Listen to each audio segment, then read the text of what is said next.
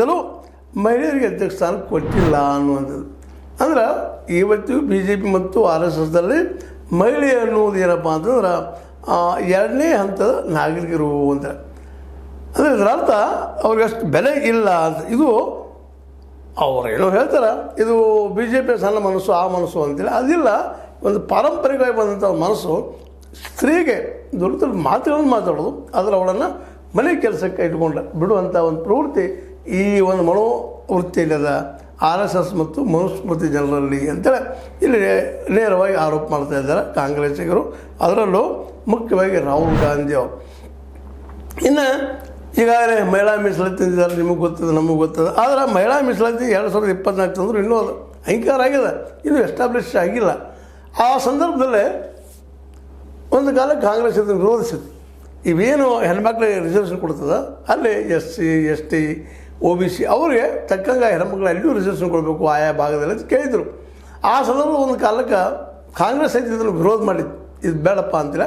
ಆದರೆ ಇವತ್ತು ಪರಿಸ್ಥಿತಿಗೆ ಅನುಗುಣವಾಗಿ ಇದು ಮೂಲತಃ ಮುಲಾಯಂ ಸಿಂಗ್ ಯಾದವರು ಮತ್ತು ಅದೇ ಕಾಲಕ್ಕೆ ಲಾಲು ಪ್ರಸಾದ್ ಯಾದವ್ ಇದನ್ನು ಬೇಡಿಕೆ ಇಟ್ಟಿದ್ರು. ಅವರು ಏನು ರಿಸರ್ವೇಷನ್ ಅದಲ್ಲ, ಈ ರಿಸರ್ವೇಷನ್ದನ್ನು ಅಲ್ಲೂ ಅಡಾಪ್ಟ್ ಮಾಡಬೇಕು, ಹೆಣ್ಮಕ್ಳು ಕೊಡುತ್ತಿರುವಂಥ ರಿಸರ್ವೇಷನ್ದಲ್ಲಿ OBC ಎಷ್ಟು ಕೊಡಬೇಕು, SC ಎಷ್ಟು ಕೊಡಬೇಕು, ಅದಕ್ಕೆ ಮೈನಾರಿಟಿಗೆ ಯಾವ ರೀತಿ ಕೊಡಬೇಕು, ಅಲ್ಲೂ ಡಿವಿಷನ್ ಮಾಡಿ ರಿಸರ್ವೇಷನ್ ಮಾಡಬೇಕು ಹೆಣ್ಮಕ್ಳೊಳಗೆ ಅಂತೇಳಿ.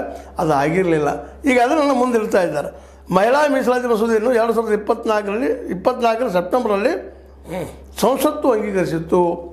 ಆದರೆ ದಲಿತ, ಆದಿವಾಸಿ ಮತ್ತು OBCಗಳಿಗೆ ಕೋಟಾದೊಂದಿಗೆ ಅದನ್ನು ತಕ್ಷಣ ಜಾರಿಗೆ ತರಬೇಕೆಂದು ಕಾಂಗ್ರೆಸ್ ಬಲವಾಗಿ ಒತ್ತಾಯಿಸಿತು.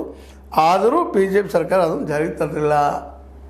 ಅದರಲ್ಲೇ ಪ್ರತಿ ಹೆಣ್ಣುಮಕ್ಕಳೇ ಆ ಜಾತಿಗಳು ಏನಿದಾರೆ ಅವ್ರಿಗೂ ರಿಸರ್ವೇಷನ್ ಇಡಬೇಕಂತ ಬಿಡಿದ್ವಿ, ಡಿಮಾಂಡ್ ಇಟ್ಟಿದ್ವಿ. ಅದನ್ನು ಮಾಡಲಿಲ್ಲ, ಇವತ್ತಿಗೂ ಮಾಡ್ತಾ ಇಲ್ಲ ಅನ್ನೋದು ಮತ್ತೊಂದು ಆರೋಪ ಮಾಡ್ತಾ ಇದ್ದಾರೆ. ಇನ್ನು ಮತ್ತೆ ಅಂತಿ ನಿರಂತರವಾಗಿ ಎಲ್ಲ ಆರೋಪ ಮಾಡುವಾಗ ನಿಮಗೆ ಗೊತ್ತದ, ಯಾರಾದರೂ ಆ ವಿರೋಧ ಪಕ್ಷದವ್ರು ಮಾಡುವಂಥದ್ದು ಮಹಿಳಾ ದೌರ್ಜನ್ಯ, ಶೋಷಣೆ, ನಿಂದನೆ ಮತ್ತು ಹಿಂಸಾಚಾರ ಏರಿಕೆ ಆಗಿದೆ ಅಂತ. ಹೌದು, ಏರಿಕೆ ಆಗಿದ್ದೇನೆ, ಸುಳ್ಳಲ್ಲ, ಏರಿಕೆ ಆಗ್ತಾನೆ ಇದೆ, ನಿಲ್ತಾ ಇಲ್ಲ. ನಾವು ಭಾಳಷ್ಟು ಅಪೇಕ್ಷೆ ಮಾಡಿದ್ವಿ BJPಯಿಂದ, ಈ ಸಂಘ ಪರಿವಾರದ, ಅದರಲ್ಲೂ RSSದ ಆಶೀರ್ವಾದದಲ್ಲಿ ಬೆಳೆದಂಥ BJPಯಿಂದ ಈ ದೇಶದ ದಲಿತರಿಗೆ ಮತ್ತು ಜೊತೆಗೆ ಆದಿವಾಸಿಗಳಿಗೆ, ಮಹಿಳೆಯರಿಗೆ ಒಳ್ಳೆಯ ಸ್ಥಾನಮಾನ ಸಿಗ್ಬೋದು ಅಂತ. ಬಟ್ ಇಲ್ಲಿವರೆಗೆ ಸಿಕ್ಕಿಲ್ಲ.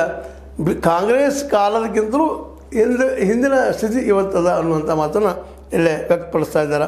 2 ಅಥವಾ 3 ಕೈಗಾರಿಕೋದ್ಯಮಿಗಳಿಗೆ ಅನುಕೂಲ